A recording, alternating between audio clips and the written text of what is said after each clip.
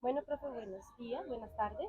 El día de hoy pues estamos haciendo una entrevista en relación al proyecto que nosotros estamos realizando en cuestión a ese proceso de inclusión del estudiante sordo dentro de la educación superior. ¿Sí? En este caso para nosotros es muy importante conocer tu punto de vista y experiencia dentro de directora del currículum. ¿Sí? Entonces, con fines de más que nada el video, nos puedes por favor confirmar cuál es tu nombre completo y cuál es el rol que desempeñas dentro de la Universidad del Valle. Vale. Bueno, soy Mónica María Carvajal Osorio, fonoaudióloga, egresada de la Universidad del Valle en 1990. Eh, Soy docente de la universidad desde 1996 y desde que empecé mi trabajo en la universidad, mi trabajo académico ha sido orientado hacia la educación de los sordos, la lengua de señas colombiana, las condiciones de inclusión para la población sorda y pues todo el asunto de la accesibilidad a la información, comunicación y accesibilidad académica para la población sorda. Actualmente soy profesora de la Escuela de Rehabilitación Humana de la Facultad de Salud eh, y actualmente soy la directora del programa académico de interpretación para sordos y guía de interpretación para sordos ciegos.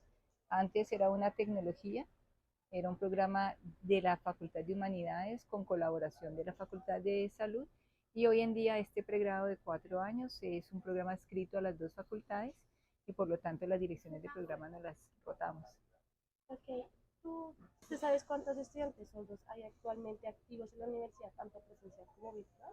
Que no estoy tan cerca ahora del programa de acompañamiento que tiene la universidad a través de la política de discapacidad e inclusión, pero por el trabajo conjunto que hacemos, los únicos estudiantes sordos, usuarios de la lengua de señas colombiana que tiene la universidad, justamente están en el programa de interpretación que yo dirijo. Es decir, si hay estudiantes sordos, son que no, en otros programas académicos son usuarios del español. Ok, ok. Em, desde el currículum, ¿qué tipo de ajustes o adaptaciones realizan para ese proceso de inclusión del estudiante? Pues es que nos enfrentamos al reto más grande de la vida. Nos enfrentamos a un reto porque el marco legal colombiano que reconoce la presencia de los intérpretes, traductores de lenguas de señas, eh, se reconocen al oyente. Y la reglamentación que certifica incluso los intérpretes oficiales lengua de señas colombiana español en Colombia, reconoce es al oyente pues porque se habla del español oral a la lengua de señas colombiana y viceversa. Nunca los intérpretes y durante muchos años fueron sordos, en la medida en que se reconoció pues que vivimos en un universo plurilingüe y que así como existen tantas lenguas orales, existen lenguas de señas, que las personas sordas se constituyen como sujetos bilingües y que pueden llegar a manejar también el español como su primera lengua, pues se empiezan a abrir posibilidades de formación como intérpretes traductores. Igualmente, muchos sordos al interior de las asociaciones de sordos fueron guías intérpretes de personas sordas que enseguecieron y pudieron que hacer ese traslado de identidad de ser personas sordas a ser personas sordociegas. Entonces, históricamente los sordos fueron asumiendo tareas de interpretación, de traducción y de guía de interpretación de una manera muy empírica. Así que cuando digo que nos enfrentamos al desafío para poder decir cuáles son los ajustes curriculares, eh, significa que eh, cuando diseñamos el proyecto educativo de este programa de interpretación, siempre pensamos en la opción de sordos. Porque en el momento en que diseñamos el programa ya sabíamos y teníamos reconocimiento que a nivel internacional la figura del intérprete sordo ya existía. Así que dijimos, bueno, hagámosle, si no avanzamos y no nos retamos, pues no va a haber opciones. No teníamos en ese momento grandes ajustes curriculares. Es decir, el proyecto educativo consideró que podían llegar estudiantes sordos, consideró que debíamos hacer ajustes en relación con la segunda lengua para ellos, en este caso el español, pero ya identificar a lo que nos enfrentamos ha sido en el día a día. Así que ha sido un ejercicio de muchos desafíos. El mayor desafío de orden institucional, porque digamos que los ajustes también son como de diferentes niveles. De orden institucional, el mayor desafío es el aseguramiento de las condiciones de accesibilidad académica, comunicativa e informativa a través del servicio de interpretación, lengua de señas colombiano-español. Y es muy paradójico, ¿no? Porque formamos intérpretes, pero a su vez nos enfrentamos a hacer gestión para contar con servicio de interpretación. Los intérpretes no se le medían fácilmente el programa porque decían, ¿cómo así vamos a interpretar en un programa que forma intérpretes? Entonces todos los estudiantes nos van a estar observando porque somos referentes de lo que ellos van a hacer en un futuro. Y ha sido muy, muy curioso. Y ahí ha sido fundamental tener el soporte de la política de discapacidad e inclusión, que es coordinada desde la Vicerrectoría de Bienestar Universitario. Entonces desde allí se plantearon las condiciones para que la universidad asumiera, como lo plantea el artículo 8 de la Ley 982 de 2005, que todos los entes gubernamentales, entes del Estado deben contar con servicios de interpretación y de interpretación. Entonces digamos que la universidad está respondiendo a ello y en este momento se sostiene el servicio de interpretación en función de las necesidades que van teniendo los estudiantes. No es tan fácil, porque ese es un recurso que no está planteado de entrada para las universidades, sobre todo para las universidades públicas, es decir, no es un recurso que llegue del gobierno nacional para decir que hace parte de lo que se llama bolsa común, fondo común, pero realmente con dificultades se ha logrado mantener. En términos de nivel medio, en otro nivel, es el mismo proyecto educativo. Cuando yo les dije que en el diseño mismo consideramos a los sordos, el elemento que alcanzamos a prever fue que teníamos que dar español para sordos como segunda lengua. La Universidad del Valle exige que los estudiantes vean español o cualquier asignatura de comunicación y lenguaje, 6 créditos. Para el caso de los sordos, nosotros decíamos, no, tiene que ser absolutamente a lo largo de todo el proceso formativo que se sostenga la presencia del español, sobre todo pensando que para los sordos no iba a ser solamente español para comunicarse o para la vida académica, sino español para poder trabajar con esa lengua para los procesos de traducción. Y el segundo elemento que surge allí, no surge allí realmente, que surge ya cuando empezamos a trabajar, es cuando uno habla del perfil de egreso. Si ustedes piensan en el perfil de egreso de fonoaudiólogas, uno dice, bueno, se espera que yo tenga la capacidad de hacer esto y esto y esto, pues igual en el momento en que nosotros diseñamos el perfil, lo diseñamos de una manera amplia, pero cuando ya nos enfrentamos a la puesta en marcha del currículo, empezamos a definir, bueno, obviamente sabemos que los sordos que están en el programa académico, su primera lengua es la lengua de señas colombiana. Perdón, y por lo tanto, la segunda lengua para ellos es el español. Entonces sabíamos que para los sordos la primera lengua era la lengua de señas colombiana y el español como segunda lengua.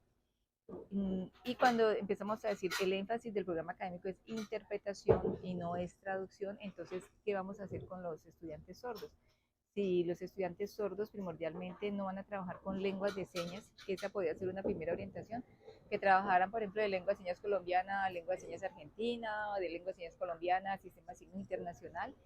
Eso se llama una interpretación intramodal, es decir, entre lenguas de la misma modalidad, como se hace una interpretación entre el inglés y el francés oral en una conferencia.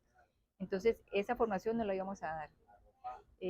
Con el sistema de signos internacional, pues lo tenemos como electiva, pero no es el énfasis. Entonces tomamos la decisión de enfatizar en los estudiantes la formación hacia la traducción, en trabajo de cointerpretación, co-traducción, es decir, en trabajo conjunto con oyentes. Entonces eso ha ido planteándose en el mismo proceso. ¿Qué significa eso? Que el gran ajuste curricular que estamos haciendo para los estudiantes sordos es que trabajando el español escrito 5 horas semanales y aprovechando su lengua de señas y que tienen que seguir afinando su lengua de señas para propósitos académicos, se les empieza a orientar para que hagan un trabajo de español escrito a lengua de señas colombiana. Y esa lengua de señas colombiana, pues para que sea un ejercicio de traducción, implica que quede registrado en productos videograbados. Ahora, podrían hacer ejercicios de interpretación, por ejemplo, si estamos aquí en esta situación de comunicación, hay un texto aquí escrito, está el intérprete sordo, hay un sordo que no sabe muy bien el español, entonces el sordo toma el texto y lo va pasando a lengua de señas simultáneamente, ¿sí? Lo lee, lo va pasando, lo lee, lo va pasando. Entonces el hecho de que venga de un texto escrito permanente no significa que sea traducción. Lo que implica la traducción es que eh, en el traductor tiene tiempo de elaborar la transformación del mensaje, lo puede ajustar, lo puede cambiar, lo puede editar hasta que quede plenamente listo. Ahí sí lo deja, digamos, editado y revisado. Mientras que en la interpretación simultánea vos estás con poco tiempo pasando la información de una lengua a la otra. Entonces, ese es el ajuste que hemos hecho con los sordos. Estamos frente a la pregunta en este momento, ¿cuál es el nivel de manejo de español en el que tienen que salir los sordos para que estén en capacidad de hacer un trabajo autónomo en ese proceso? Sí, ahí vamos. La evaluación también se ha modificado para ellos. Hay estudiantes sordos que te piden hacer su trabajo en español escrito, otros te piden hacerlo en lengua de señas. Hay profes que le piden al estudiante que haga el trabajo en español. Hay otros profes que dicen, no, yo quiero verlo en lengua de señas.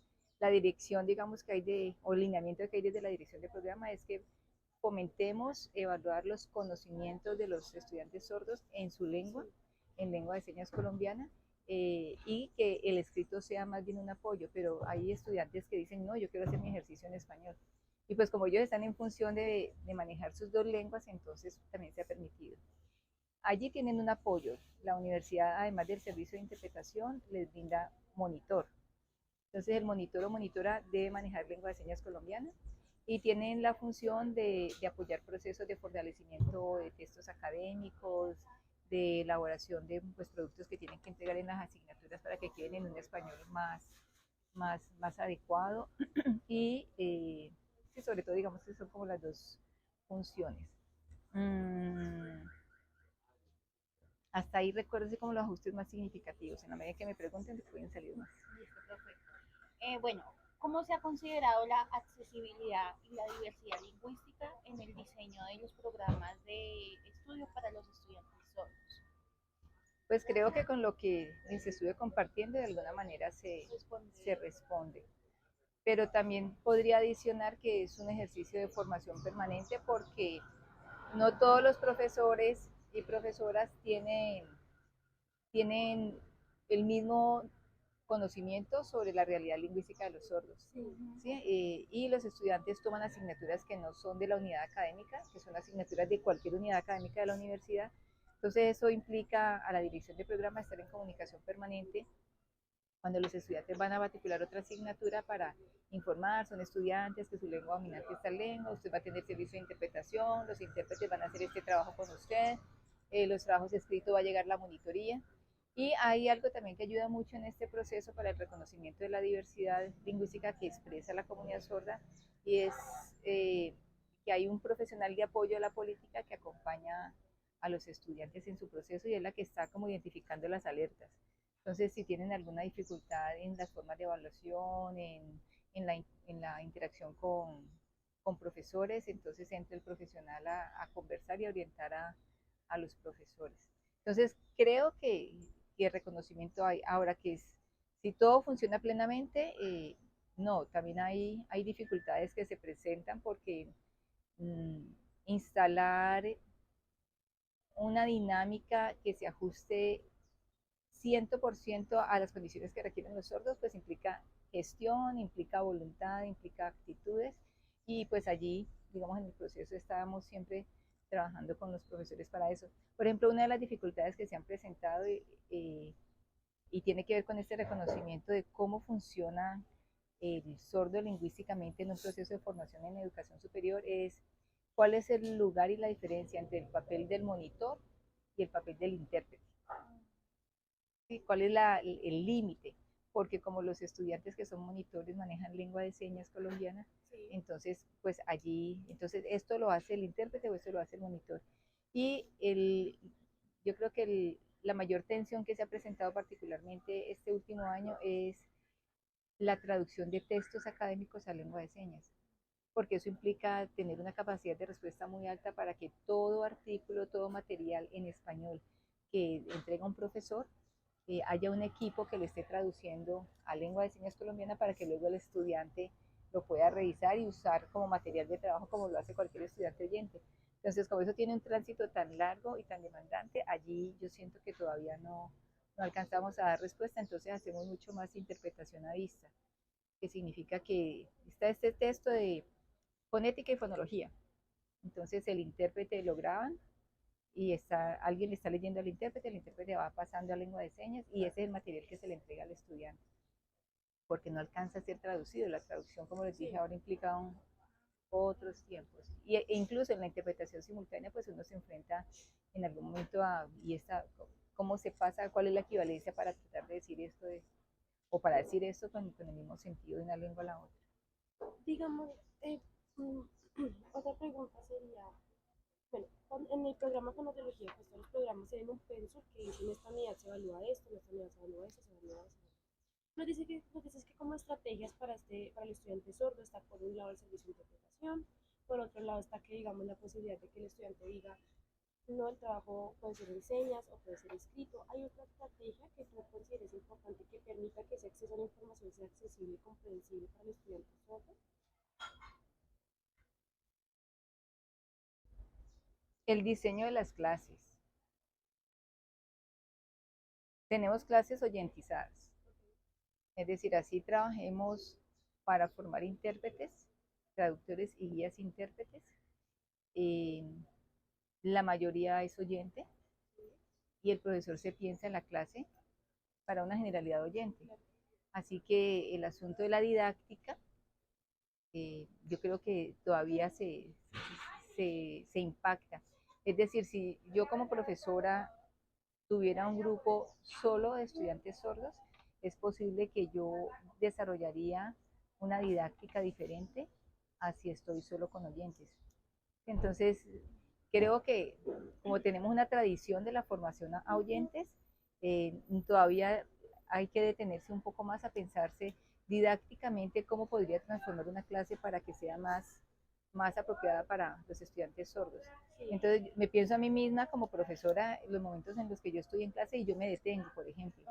Entonces yo me detengo y como además nuestros estudiantes están mediados por tecnología, pues eso tiene otro tipo de implicaciones. Entonces yo sé que a lo largo de la clase está saliendo mucha terminología técnica que yo no sé el estudiante sordo cómo la está construyendo. Entonces yo me detengo y le digo, supongamos que se llame Natalia, Natalia, estamos hablando de interpretación intermodal.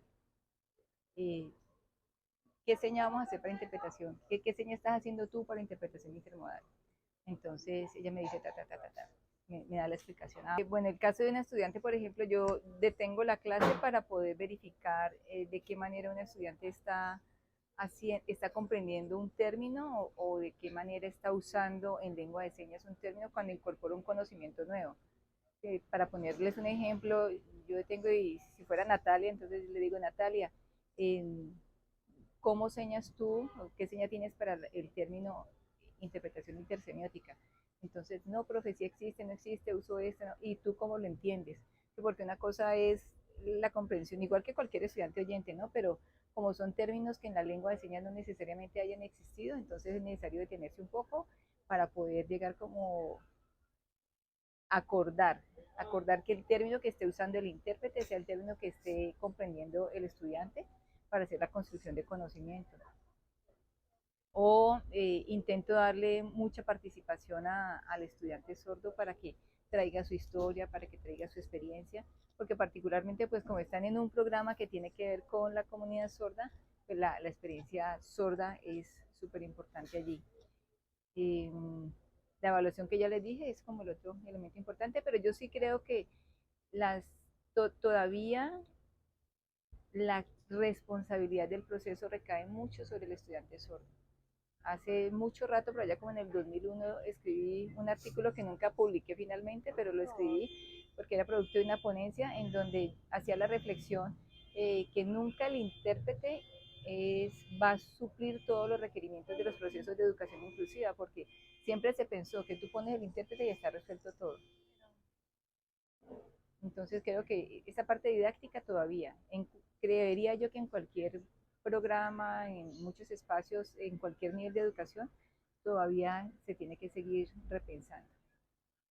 Listo, profe. Cuando va a ingresar un estudiante, le hacen un tipo de evaluación, un tipo de durante y después de terminar la carrera.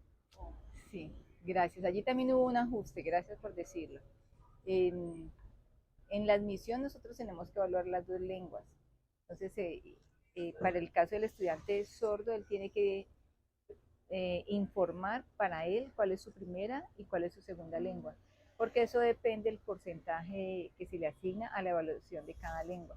Como ellos se forman para ser intérpretes, entonces nosotros le damos mayor valor. Bueno, para la evaluación de admisión, el aspirante sordo debe informar cuál es su primera lengua y cuál es su segunda lengua, porque sobre esa información se define el porcentaje de peso para la evaluación de admisión.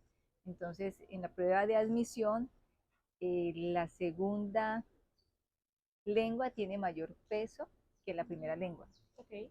Es decir, Natalia se quiere presentar para ser intérprete, entonces te evaluamos español y te evaluamos lo que tengas de lengua de señas colombiana. Pero eso, lo que tengas de lengua de señas colombiana, tiene mayor porcentaje que el español. Okay. ¿Sí?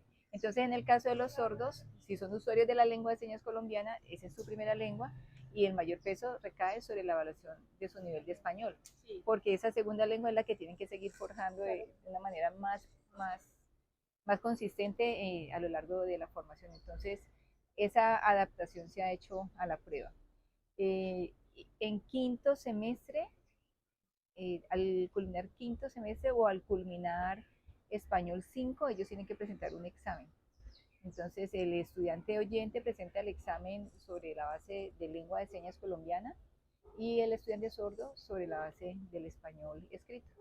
Entonces, digamos que esos son como los dos momentos de evaluación que tenemos. Igualmente, después de que ellos son admitidos, se hace una prueba de clasificación y dependiendo del resultado se define de esos 8 niveles de español, si los ve todos o si quedan algún nivel. Entonces, de los 3 estudiantes que tienen, ellos han quedado en diferentes niveles de español. Igualmente tienen la posibilidad de validar. Sí.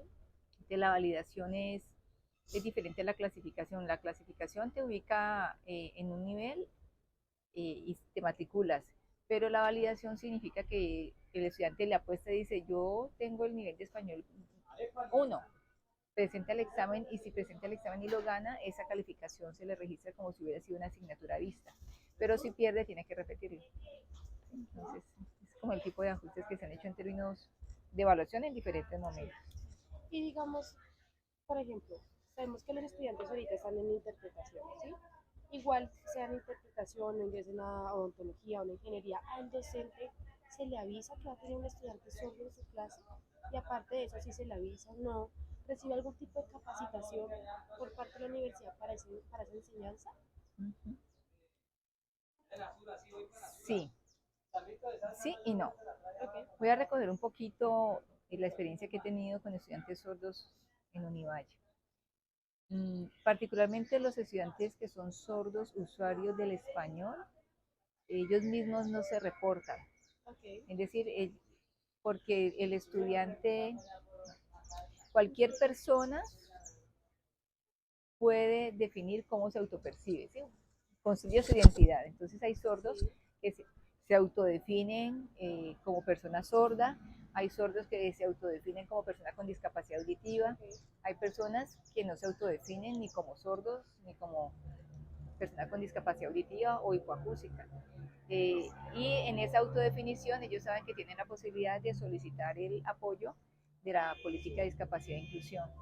Entonces, el primer caso que yo conocí en la Universidad del Valle a finales de, eso fue como en el 2010, era una estudiante de diseño gráfico, usuaria del español, y ella en ese momento no teníamos todavía política de discapacidad e inclusión, entonces ella no tenía dónde reportarse, pero llega un momento en donde ella dice, no, necesito apoyo porque no le estoy entendiendo nada del profesor. Okay. Entonces, en ese momento es Bienestar Universitario quien le asigna un monitor, y el monitor hacía casi que una vez hacía lo que sería una interpretación intralingüística, intramodal, y es lo que uno llama la transliteración, es decir, la estudiante no alcanzaba a leerle los labios al profesor, el profesor se movía, perdía toda la información, entonces tenía una monitora, una compañera que estaba a su lado, y hacía digamos, en espejo todo lo que el profesor decía sin voz, y la estudiante entonces lo podía leer más cerca. ¿sí? Entonces esa fue una adecuación que fue importante y fue la estudiante la que lo pidió. Otro estudiante que hubo en ingeniería mecánica, usuario del español, pleno usuario del español, ensordecido como a los 8 años, muy buen usuario del español, excelente lector de labios, qué cosa tan bárbara, recuerdo muchísimo, si cuando me lo encuentre le daré un gran abrazo. Y en el proceso él conoce la comunidad sorda de la lengua de señas después de los 20 años y él, yo creo que en términos de 6 meses ya manejaba la lengua de señas de una manera impresionante. Entonces él antes, bienestar universitario, le tenía monitor. Entonces la universidad siempre ha respondido con los monitores, ese ha sido como el apoyo más sustancial.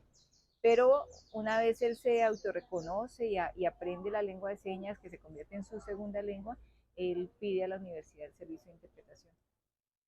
Entonces, la pregunta era si la universidad brinda los apoyos, me perdí en la pregunta. No, si la universidad de pronto a este docente que tiene un estudiante sordo, los profes, ay, me perdí, claro.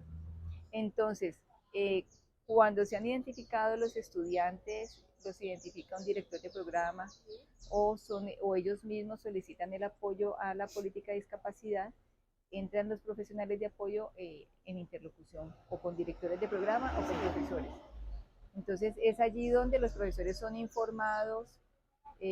Por ejemplo, en el caso del programa académico, pues soy yo misma, porque como reconozco a la población porque hacemos la prueba de admisión, entonces se le informa a todos los profesores.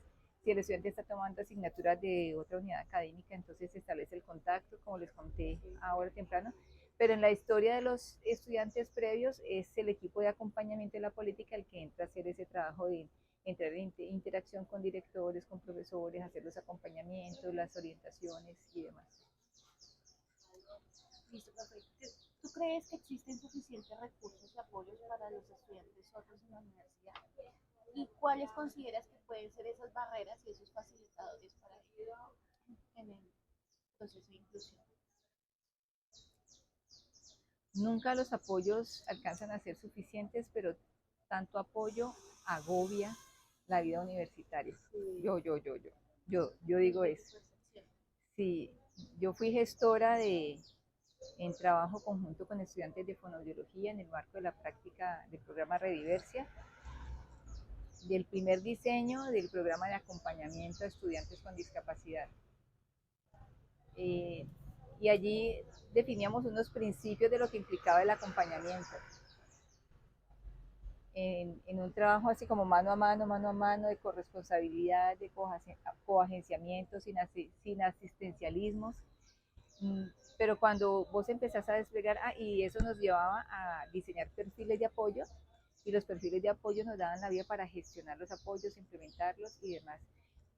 Y en el proceso llegábamos en algún momento a identificar que los estudiantes necesitaban tanto apoyo y podían tener tanto apoyo que copan tanto el tiempo del estudiante que ellos no alcanzan a vivir, muchos de ellos, la plenitud de la vida universitaria, porque todo se centra en la vida académica.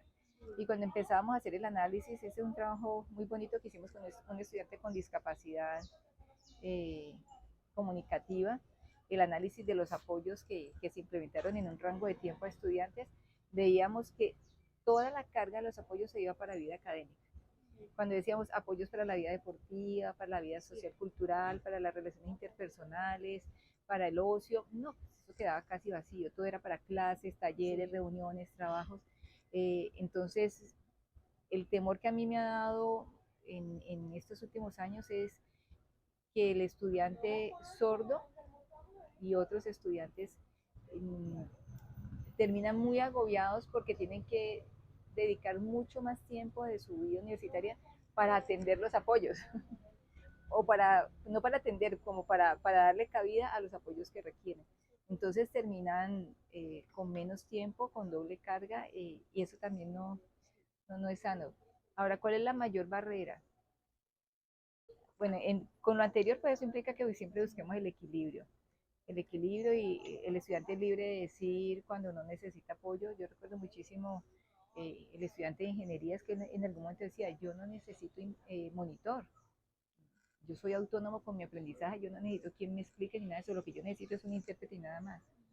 mientras que hay otros estudiantes sordos que sí necesitan el monitor porque tienen privación de toda su historia académica, que las competencias que tienen para enfrentarse a los textos académicos en lengua de señas o escritas, eh, pues no es como la de otros estudiantes, entonces necesitan mucho más apoyo. Entonces, ese equilibrio es necesario, como que no se queden sin nada, pero tampoco demasiado. Eh, para mí la mayor barrera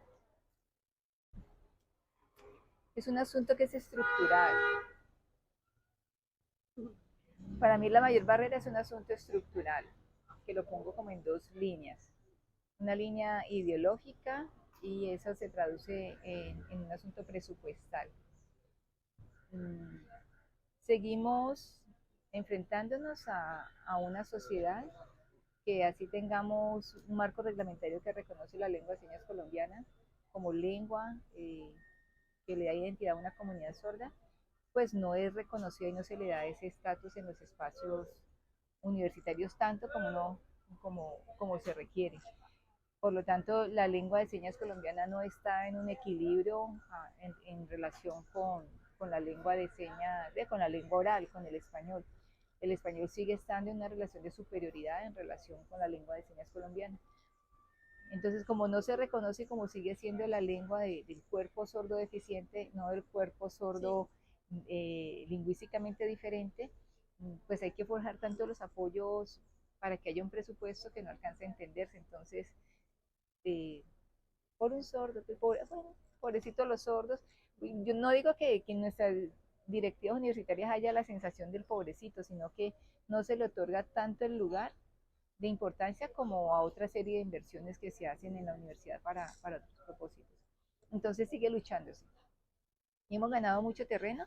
En este momento tenemos un equipo de 8 intérpretes, así no haya muchos estudiantes porque son apenas 3, tener un equipo de 8 intérpretes que cubre no solamente los requerimientos de los estudiantes, sino de la universidad, pues es una ganancia en la medida en que logre estabilizarse con un presupuesto fijo y no un presupuesto que se tenga que pelear semestralmente o anualmente, pues creo que se tiene mayor piso. Y el otro elemento que, que se tiene que forjar, que se convierte también en barrera y que siempre está allí negociándose, es el tema de la formación docente. Y tenemos que seguir abriendo los espacios para formar a los docentes porque no es un proceso que se tenga que hacer una vez. O lo haces con un grupo de profesores, pero al siguiente semestre hay profes nuevos. Entonces es un proceso permanente para formar y para que se pueda reconocer a los sordos desde esa perspectiva social y cultural. Y nos mencionas estas dos barreras en relación a la base estructural y al tema de la formación docente. Pero tú, ¿cuál consideras que es el mayor desafío al que se enfrenta el estudiante sordo en la educación inclusiva, en la educación superior? El mayor desafío que enfrentan los sordos. Son muchos, yo no sé si es el mayor. Para mí en este momento el mayor desafío es lograr la construcción de discurso académico en lengua de señas colombiana. Cali, estoy hablando de Cali. Pero bueno, igual de Cali tenemos estudiantes que no son de Cali, apenas uno es de Cali. Pero a las universidades, como en cualquier universidad, estudiantes oyentes, pues llegan estudiantes con muchos perfiles de ingreso. Y hay un elemento que en ocasiones puede marcar la experiencia educativa de estudiantes sordos y es no haber tenido una trayectoria educativa con un buen soporte de uso de la lengua de señas colombiana para propósitos académicos. Entonces, tradicionalmente la lengua de señas colombiana fue usada para propósitos no formales, familiares, y que empezar a incursionar en escenarios de educación secundaria y superior, pues eso fue un logro de la década de los 90. Pero no todos los sordos tienen un, tienen un desarrollo del lenguaje que les permita en la lengua de señas construir discurso académico.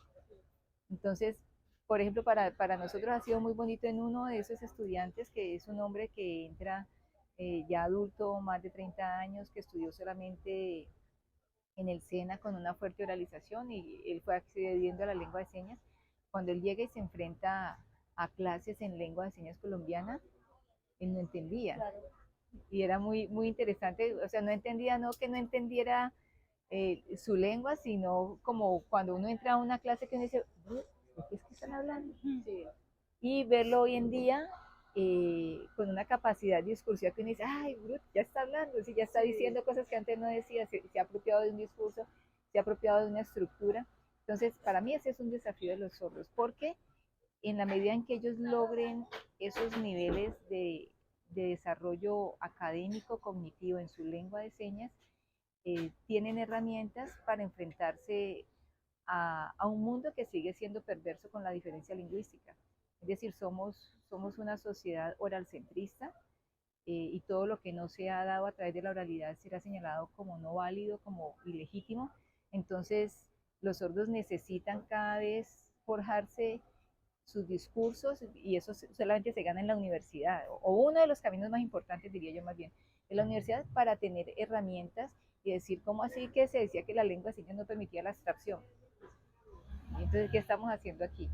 Y creo que hay estudiantes, muchos estudiantes en Colombia que lo están demostrando en la experiencia que estamos viviendo. Hay uno de los estudiantes que tiene un nivel de reflexión que uno dice, yo digo, este pelado académicamente tiene un desempeño superior al de algunos oyentes, para poner un ejemplo. Y en ese orden de ideas, estoy pensando en los sordos, no estoy pensando en el desafío para la universidad, ¿no? El otro desafío, pues obviamente tiene que ver con lo contextual. El otro desafío es, en el caso de nuestra ciudad Cali, eh, tener más profesionales sordos en este orden de ideas de lograr estos desarrollos que entren a liderar, a acompañar procesos formativos en educación superior. Perdón. Se me salió un gasecito. Otra vez. Bueno, si bien contamos con 5 personas sordas adultas trabajando con nosotros, de los cuales 3 son docentes, pues son muy poquitos. Son muy poquitos. Cali tiene muy poquita población sorda profesional. La universidad contrata profesionales. Los que están en formación son contratados como modelos lingüísticos y necesitamos que ellos estén allí de la mano del profesor oyente para construir currículo, para construir didáctica. Sí, yo creo que es de los sueños por los que he trabajado y cuando hoy en día tengo un equipo chiquito, yo digo, lo estamos logrando, pero necesitamos muchos más. Y eso tiene que ver también con la percepción, obviamente, que se construye en las instituciones alrededor de los sordos. Tener contratación de profes sordos, y yo hago mucha bulla, tenemos profes sordos, pues es la consecuencia de ese reconocimiento, es la respuesta más bien. Cerca de... ¿No importa el ruido? No, eso lo reduce, no hay problema. ¿Todo eso lo editan? Sí, sí, sí. Eso también va a quedar. En los bloopers. No sé. Gracias. Vuelvo y digo. Sí, ven. Bueno. Cada vez que llegue un jugo.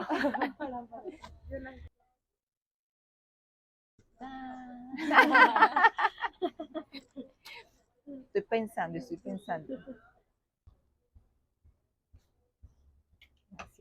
Gracias. Es que yo no sabía que ustedes iban a filmar. No importa que salga eso. Sí, no importa Sí, que no, salga no eso. importa. Pan de bonos de Cali. Deliciosos con arequipe. Los vendemos. Hay que hacer pausa para que los pruebe. También, si quieres pausar a tomar jugo, ¿no? Gracias, pausa.